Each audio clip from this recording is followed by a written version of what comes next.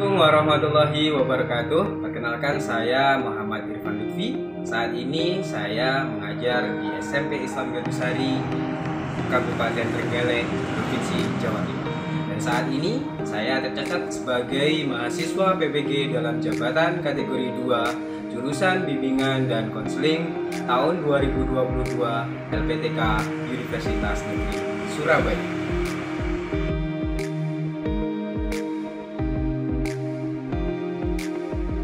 Hari ini, Selasa 13 Desember 2022, saya akan melaksanakan layanan konseling individu sebagai bahan penilaian PPG dalam jabatan tahun 2022 di instansi saya SMP Islam Gadusari, Kabupaten Trenggalek, Jawa Timur.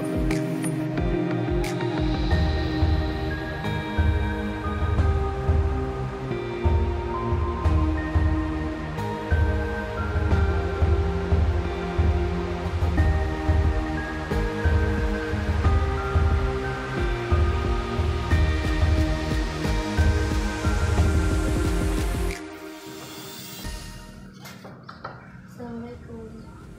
Waalaikumsalam. Oh ya, mari silakan masuk. Mari silakan duduk.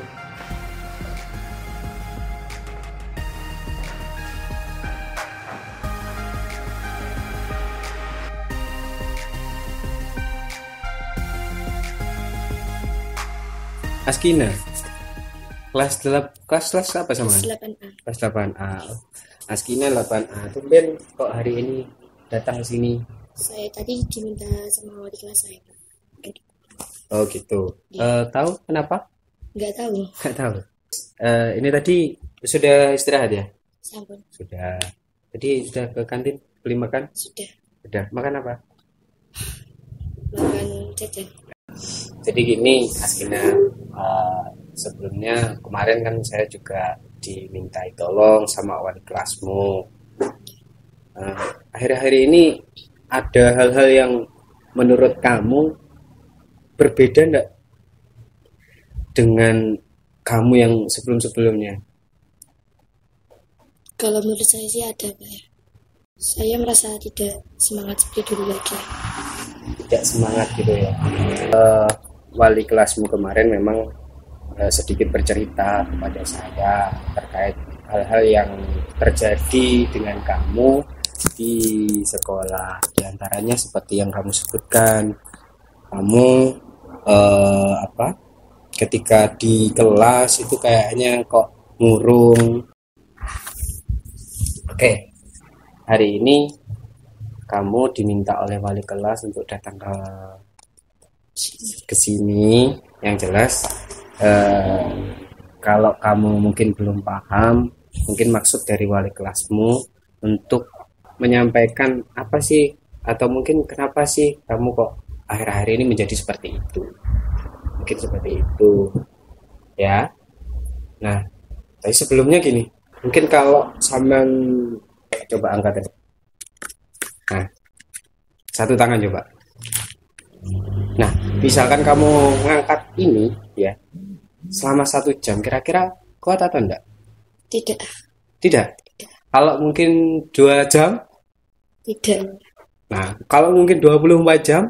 Tidak. Tambah enggak kuat lagi, ya kan? Nah, jadi gini, maksud saya seperti ini. Ketika kamu ibaratkan ini adalah sebuah beban yang kamu rasakan, sebuah keresahan yang kamu alami sekarang, gitu ya. Kalau misalkan itu terus-menerus terjadi di kamu, tentu hal itu memberatkan buat kamu atau enggak? Iya. Gitu. Iya. Nah, itu akan mempengaruhi belajar kamu ataupun hal-hal yang kegiatan-kegiatan kamu. Kamu di pondok kan? Nah, kegiatan-kegiatan di pondok kamu mungkin bisa saja juga akan terpengaruhi oleh itu. Makanya di sini nanti saya pengen kamu istilahnya itu berbagilah dengan saya. Apa sih sebenarnya yang mendasari kepribadian kamu atau hal-hal yang kamu lakukan itu sekarang menjadi seperti ini? Gitu. Kira-kira misal Misalkan saya minta untuk bercerita, kenapa kok kamu seperti itu, kenapa kok kamu akhir-akhir ini menjadi malas, atau hal-hal mungkin yang menjadi penyebab buat kamu. Kira-kira mau atau enggak? Tidak keberatan. Tidak keberatan. Kamu enggak takut misalkan nanti hal-hal yang kamu ceritakan ke saya itu ada yang mengetahui? Takut aja. Oh iya, sebelumnya kamu pernah ikut konseling atau belum? Dan Belum ya. Jadi saya jelaskan sedikit lah. Gimana konseling ya, itu merupakan sebuah proses pemberian bantuan. Pemberian bantuan dari siapa? Dari saya, seorang guru BK, kepada konseli. Konseli itu siapa? Kamu siswanya. Nah, bantuannya ini untuk apa? Untuk menyelesaikan sekiranya masalah-masalah yang dialami oleh konseli, baik itu masalah pribadi, masalah sosialnya, ataupun masalah belajar dan karir. Nah, di situ nanti kita bersama-sama mencari alternatif solusi dari permasalahan yang sedang sampean alami.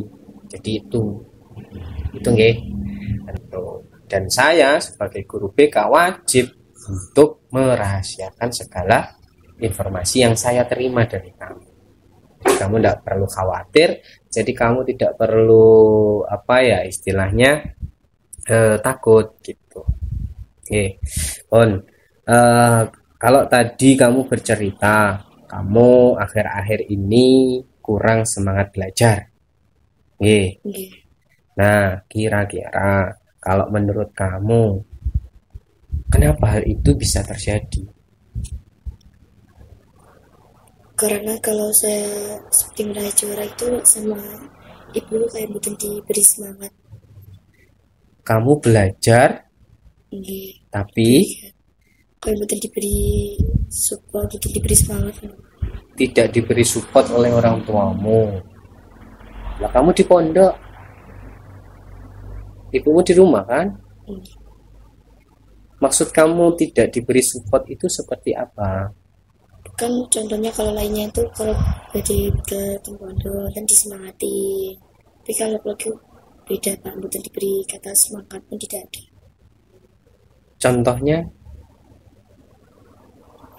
Contoh temasnya kalau pada balik onten gitu, di sing seman yundo sing belajar, sing tenanan. Begitu.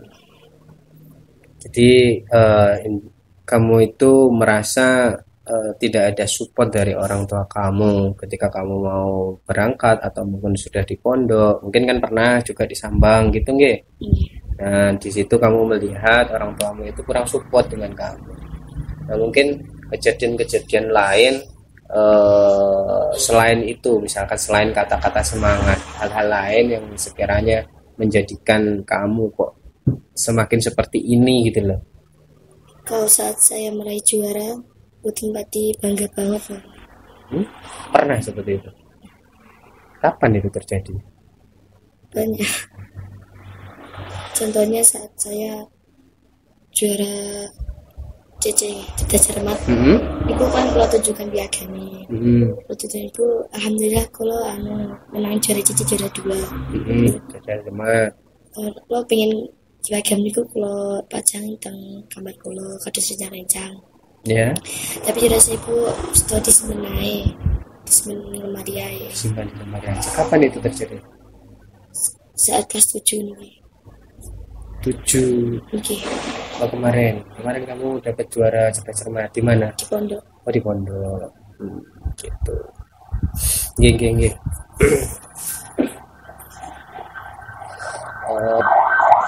Kamu merasa hal yang semacam itu perlu, artinya kamu juga inginlah, ya, seperti mungkin seperti teman-temanmu mendapat kata-kata penghargaan, kata-kata semangat dari orang tuamu, tapi pada kenyataannya orang tuamu tidak pernah memberi seperti itu.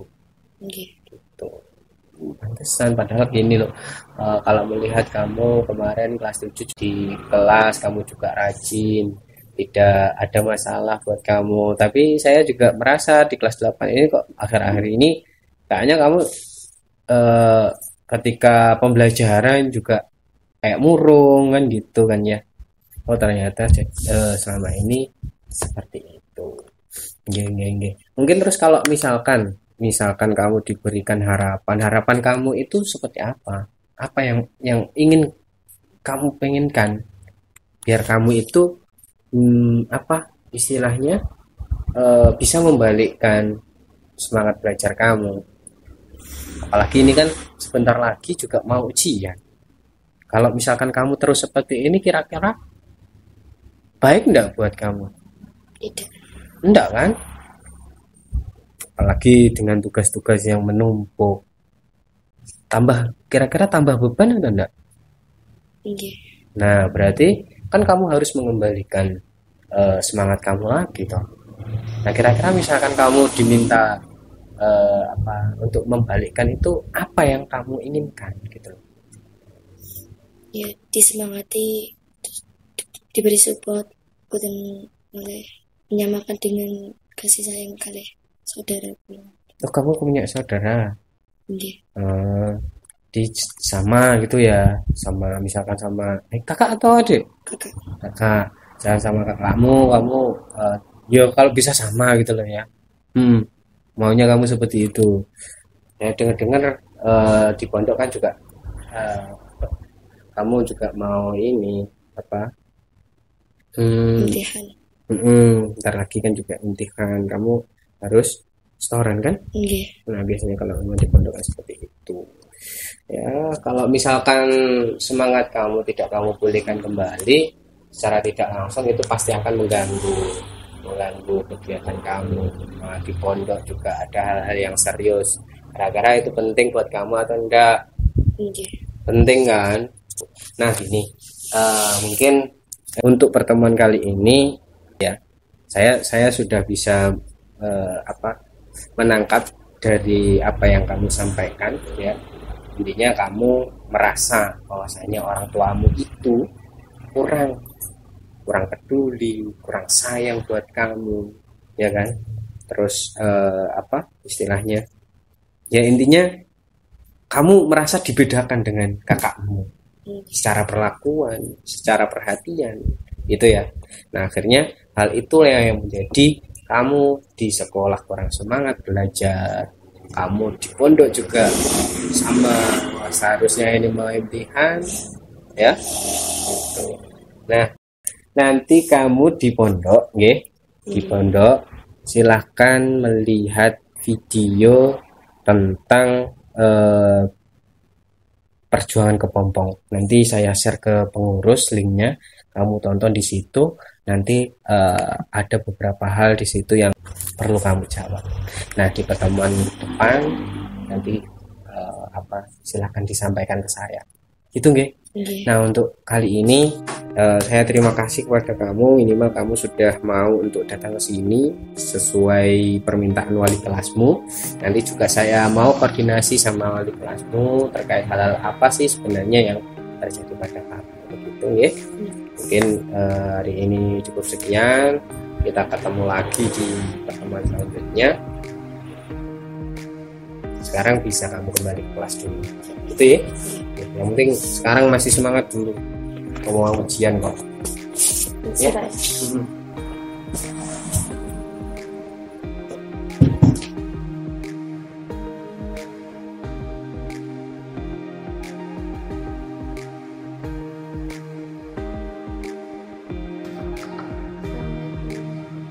Waalaikumsalam. Iya, mari silakan masuk. Silakan duduk. Cari tempat yang nyaman. Kina, bagaimana kabarnya kamu hari ini? Alhamdulillah baik, Pak. Baik, sehat. Bapak Ibu sehat? Nggih. Sehat. Kapan terakhir di Sambang? Minggu kemarin. Nggih. Berarti setelah kita pertemuan kemarin sempat ketemu lagi sama ibumu. Guys, ini hari ini kamu kegiatannya apa di sekolah? Belajar bahasa Inggris. Nah, sebelum kamu sini tadi pelajarannya apa? IPA. Ada tugas nih? Sampel. Udah dikerjakan. Tadi juga sudah izin? Sampel. Ya, ya sebelumnya saya ucapkan terima kasih ya karena kamu sudah mau datang ke sini lagi. Karena di pertemuan kemarin, di pertemuan pertama kemarin, saya minta kamu menonton video itu ya. Sudah kamu tonton, Ge? Sudah. Sebelumnya saya sampaikan kembali, Ge. Nanti kita seperti kemarin kita laksanakan lanjutan konseling individu ini selama kurang lebih 40 menit karena nanti kamu juga harus ikut pelajaran selanjutnya ya. Tapi nanti kalau misalkan selama 40 menit itu masih belum selesai, nanti kita bisa lanjutkan di pertemuan selanjutnya. Kalau memang nanti sudah merasa cukup ya, nanti kita bisa selesaikan di pertemuan ini gitu. Nah, seperti yang kemarin perlu saya sampaikan kembali. Yang pertama, dalam konseling individu ya, di dalam konseling tentunya ada beberapa hal yang perlu kita perhatikan. Ada asas-asas di situ yang perlu kita lakukan. Yang pertama, kamu sebagai konsuli ya, kamu sebagai konsuli ya harus jujur, lebih jujur lagi, okay? Terus sukarela, tentunya kamu datang ke sini tadi juga tidak ada paksaan, dan saya sebagai konselor, sebagai guru BK tentu wajib menjaga kerahasiaan gitu. Nah, kalau dari apa yang kamu sampaikan kemarin, nanti kita di sini mencoba mereview kembali gitu ya. Nah, kemarin kamu sudah bercerita, kamu sudah menceritakan apa sih sebenarnya yang menjadi keresahan kamu, sehingga kamu di sekolah maupun di pondok itu merasa kurang nyaman untuk belajar, semangat kamu menurun, sehingga banyak dari tugas-tugas dari Bapak Ibu guru ataupun hal-hal yang seharusnya kamu kerjakan itu menjadi terganggu. Itu ya. Nah, di pertemuan ini ya, saya kemarin sudah mencoba menganalisis dari permasalahan kamu gitu. Nah sekarang waktunya nanti kita mencari solusi dari apa yang sebenarnya kamu rasakan. Nah, alternatif solusi kalau seperti yang data-data yang saya terima dari kamu, dari wali kelas kamu ya, saya punya ini satu alternatif, namanya itu adalah konseling REBT. Konseling REBT itu apa? Rational Emotive Behavior Therapy. Di mana nanti apa yang menjadi pemikiran-pemikiran yang kurang pas menurut kamu, apa yang menjadi pemikiran yang irasional dari kamu, yang menyebabkan hal-hal yang kamu rasakan ini terjadi, nah itu nanti kita hilangkan dari situ. Nah, konsepnya kalau REBT atau Rational Emotive Behavior Therapy ini nanti ada teknik yang namanya A, B, C, dan D. Nah, apa itu? Nah, ini saya sudah punya 4 lembar kertas ini. Oh, bawa enggak? Enggak. Udah, tapi aku sudah siapkan. Tenang, aman. Nah, jadi nanti saya minta yang pertama adalah apa sebenarnya yang kamu pikirkan yang sekiranya itu menjadi beban buat kamu. Jadi di teknik REBT ini ada A, B, C, D. Di situ nanti kamu apa sih sebenarnya yang menjadi permasalahanmu, kenapa permasalahanmu itu terjadi, dan apa yang menyebabkan munculnya pemikiran-pemikiran yang kurang pas dari kamu itu. Ini nanti seperti yang sudah kamu sampaikan kemarin, ya. Nanti coba kamu tulis. Nah, di sini dia-nya dulu. Nah, kejadian-kejadian apa yang kemarin membuat kamu itu memiliki pemikiran-pemikiran yang kurang pas. Nah, ini yang kartu A dulu ya. Nah, menurut kamu, kenapa kok kamu punya pikiran orang tuamu itu tidak sayang kepada kamu, ya, itu coba kamu tuliskan.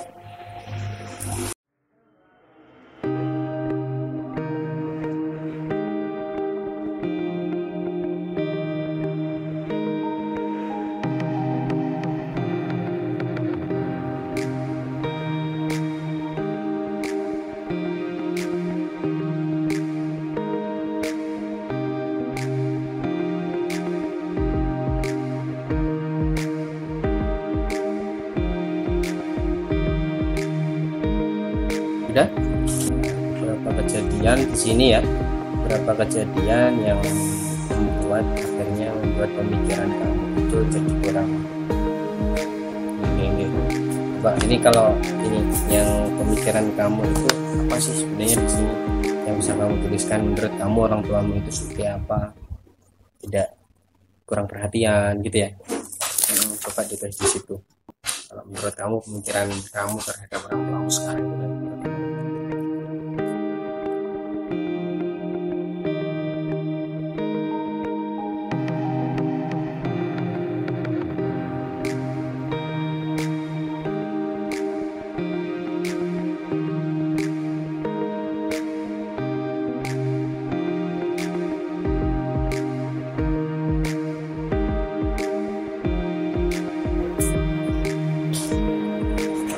Oke. Sebentar, ini kita dulu dua ini ya. Jadi menurut kamu, ibu kamu itu kurang perhatian. Oke, kamu merasa ibumu kurang perhatian kepada kamu, kurang menyayangi kamu. Ibu kamu itu seorang ibu yang pilih kasih. Kamu dibedakan dengan kakakmu gitu ya. Dan kurang membanggakan itu maksudnya menurut kamu gimana? Kelihatannya kurang bersyukur atas apa yang diraih oleh anaknya, oleh kamu. Jadi orang tuamu menurutmu ya, itu kurang bisa membanggakan hasil jerih payah dari kamu. Yang kedua yang menjadi pemikiran kamu mengatakan bahwa kenapa saya harus belajar, kenapa saya harus berjuang kalau orang tuaku kurang bangga terhadapku gitu ya. Maksudnya gimana? Buat apa saya berjuang dan membanggakan kedua orang tua lah, orang tua ini keluarga begitu bangga. Berjuang seperti apa yang kamu maksudkan? Agar sangat membanggakan. Contoh yang perjuangan yang sudah kamu lakukan itu apa? Meraih prestasi juara kelas. Terus untuk ibu kan alat saya kalau berjuang untuk meraih juara nih Pak, untuk kalau dutan ibu agar ibu rasa bangga, tapi hasil itu memang biasa mawon. Oke aja. Ini kamu pernah meraih kejuaraan. Saat itu kamu istilahnya berusaha untuk menunjukkan kepada orang tamu, tapi orang tamu tidak satu. Dan sekarang akhir-akhir ini orang tuamu, ibu terutama ibu ya, ibu jarang sambang ke kamu, bener ya? Sampai betul itu pun sakit sampean. Gitu. Yang datang siapa biasanya? Mbak. Kalau yang kemarin katanya kamu baru kesini itu? Iya, pergi Mbak Pula kasih kuliah. Oh gitu. Mbakmu kuliah, akhirnya yang datang ke sini ibumu. Oh gitu. Kalau sebelumnya Mbak, yang banyak Mbak. Nah di situ kamu juga menuliskan di sini kalau misalkan kamu dari rumah berangkat itu ya cuma biasa aja gitu ya. Nah kejadian yang terakhir kamu juga melihat kalau misalkan orang misalkan temanmu disambang oleh orang tuanya gitu ya. Hanya kejadian-kejadian itu yang membuat kamu punya pikiran yang kurang baik terhadap orang tua. Boleh saya bilang kurang baik enggak? Ya karena kamu berpikir bahwasanya ibumu itu kurang perhatian sama kamu kan gitu kan ya. Oke, jadi kalau misalkan kamu melihat temenmu disambang sama orang tuanya, iri berarti ya. Biasanya kamu kemana? Lari atau ya ikut nimbrung? Di kamar saja. Di kamar ngapain? Baca novel. Oke, jadi ya karena memang sering ya kalau di pondok itu kan teman-teman dapat kunjungan dari orang tuanya, dibawakan oleh-oleh, kayaknya itu menyenangkan gitu ya. Tapi pada kenyataannya kamu ndak dapat yang semacam itu. Nah, dari apa yang kamu alami, jadi yang paling memberatkan kamu sebenarnya, apalagi kalau posisinya di pondok, ya itu ya, kamu sering melihat teman-temanmu, kamu sering melihat teman-teman pondok yang dapat kunjungan dari orang tuanya, sedangkan kamu tidak. Akhirnya pikiran-pikiran seperti yang kamu tuliskan di sini itu kerap sekali muncul, sehingga di situ motivasi kamu untuk berjuang, motivasi kamu untuk belajar, motivasi kamu untuk melakukan sesuatu yang di situ menurut kamu bisa membanggakan, akhirnya hilang. Itu yang sekarang akhirnya menyebabkan kamu putus asa. Coba apa saja sih sebenarnya yang menurut kamu hal-hal yang kamu lakukan yang kurang pas gitu loh, baik di sekolah maupun di pondok. Coba dari apa yang kamu rasakan ini.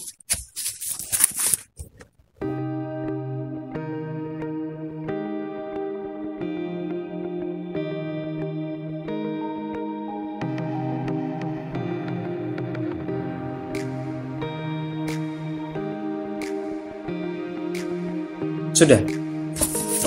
Oke.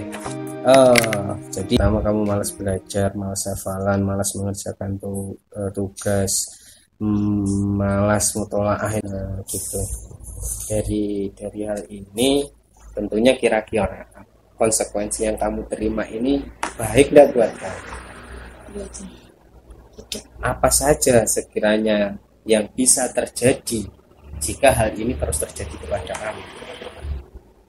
Kamu bisa juara kelas? Insya Allah tidak. Terus hafalan kamu, misalkan hafalan itu biasanya buat apa? Kenaikan kelas. Jadi kalau misalkan hafalan kamu juga terganggu, kira-kira kamu nanti baik di madrasah maupun sekolah bisa tidak mendapatkan hasil yang maksimal? Boten kan? Hal itu berarti buruk. Hal itu yang akan menerima siapa? Misalkan kejadian-kejadian buruk seperti itu, kira-kira yang akan menerima siapa? Kamu atau orang tua kamu? Orang tua. Orang tua kamu yang tidak naik kelas? Siapa? Saya sendiri. Kamu kan? Nah, misalkan kayak kemarin kamu dipanggil oleh wali kelas, ya. Yang pertama kali dipanggil siapa? Kamu atau orang tua kamu? Saya. Kamu kan? Nah, hal-hal semacam ini loh yang sebenarnya perlu kita pikirkan kembali, perlu kita istilahnya itu tata kembali. Saya paham, saya sempat istilahnya dulu juga pernah melihat kamu di kelas 7 sebagai sosok yang mandiri. Ya kalau misalkan bisa saya menilai kamu sosok yang mandiri di dalam kelas, kamu mampu bersaing dengan teman-temanmu. Tapi akhir-akhir ini kan akhirnya menjadi seperti ini. Nah, hal itu kira-kira munculnya karena apa?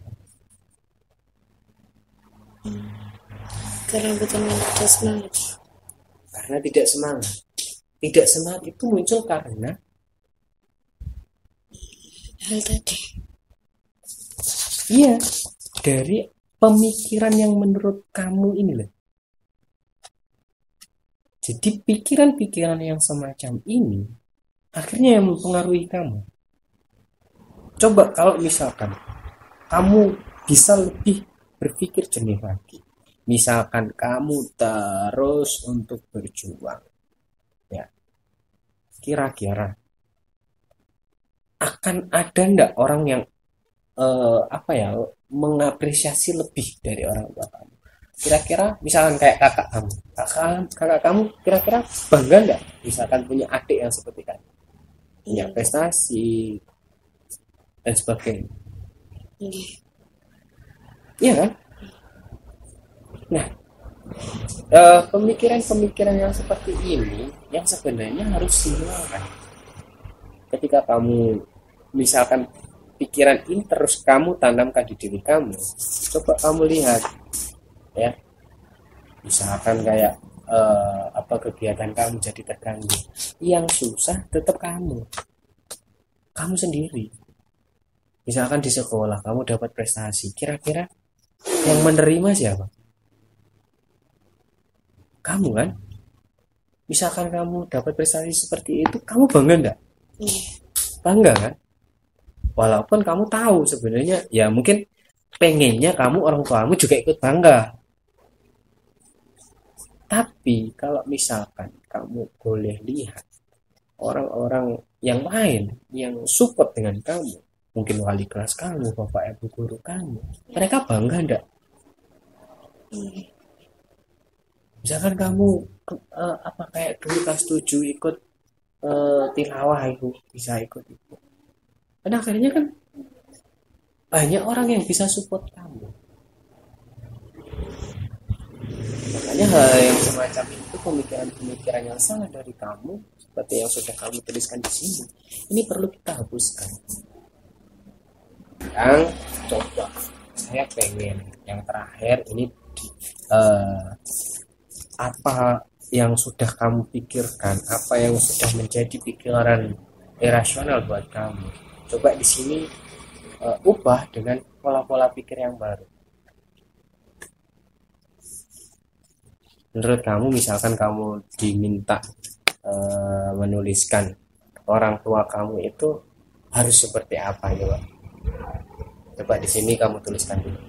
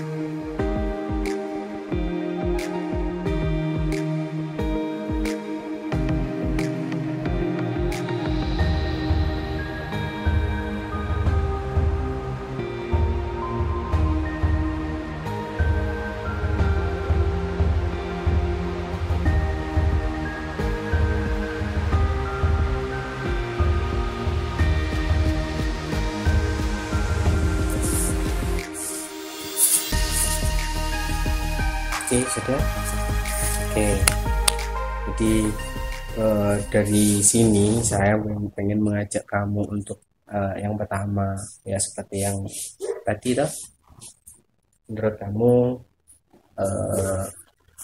ibu kamu itu kan juga merupakan sosok yang spesial, mungkin berbeda dengan orang lain, yang menunjukkan kasih sayangnya dengan cara yang berbeda.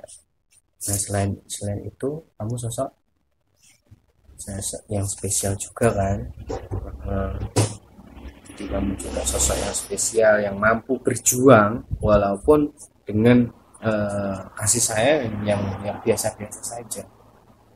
Tuh. Jadi memang setiap orang itu kan berbeda. Kita tidak bisa menuntut orang itu sama, apalagi sama dengan kita. Mereka harus seperti kita, tidak bisa. Karena feel, pemikiran, ya setiap orang pasti berbeda.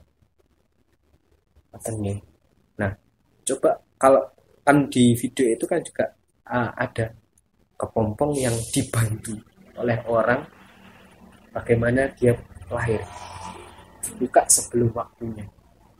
Yang terjadi apa? Jadi kupu-kupu cacar. Nah, mungkin sekarang ini adalah proses kamu menjadi kepompong. Makanya pemikiran-pemikiran yang irasional, pemikiran-pemikiran yang kurang pas itu harus dihilangkan.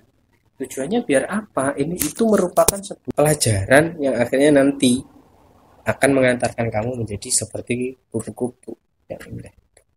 Jadi perjuangan yang kamu lakukan itu tidak akan sia-sia. Ya, mungkin ini juga waktunya hampir selesai. Tapi sebelum itu saya kira kamu juga sudah menemukan sebuah pemikiran yang baru, ya, sebuah pemahaman yang baru.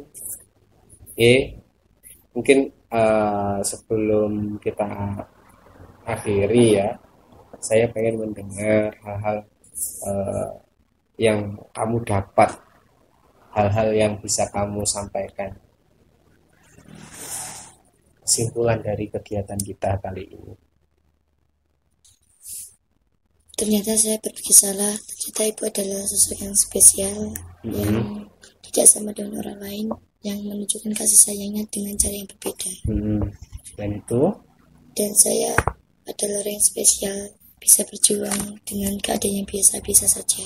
Apa yang kamu perjuangkan saat ini tidak akan sia-sia gitu ya, karena perjuangan yang kamu lakukan sekarang tentunya untuk masa depan kamu. It's okay. Jadi saya kira kamu juga sudah memahami apa yang sebenarnya terjadi, sehingga sebenarnya ini masalah mispersepsi aja. Jadi masalah salah persepsi dari kamu. Kalau kita bisa, intinya itu kalau kita bisa mengambil dari dua sisi yang berbeda, pasti kita akan menemukan pemikiran-pemikiran yang berbeda pula. Misalkan kayak orang tuamu tadi, nyatanya ya kalau misalkan dibandingkan dengan orang lain yang sekiranya mungkin memperlakukan kurang baik dengan anaknya, tentu itu juga merupakan suatu hal yang berbeda, karena kamu punya cara yang berbeda dalam menyayangi kamu. Mungkin kalau misalkan orang mau dibuat sama, terus nanti gimana? Dan kamu juga sosok yang spesial untuk kamu sendirilah minimal.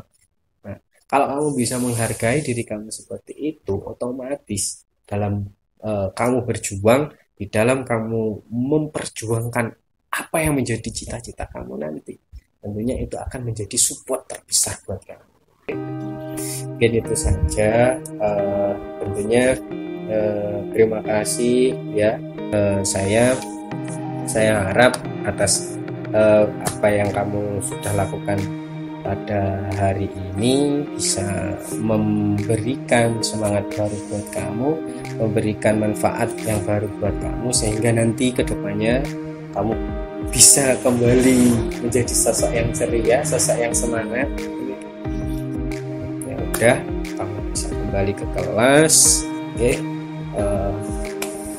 bisa kita akhiri. Saya akhiri. Wassalamualaikum warahmatullahi wabarakatuh. Ya.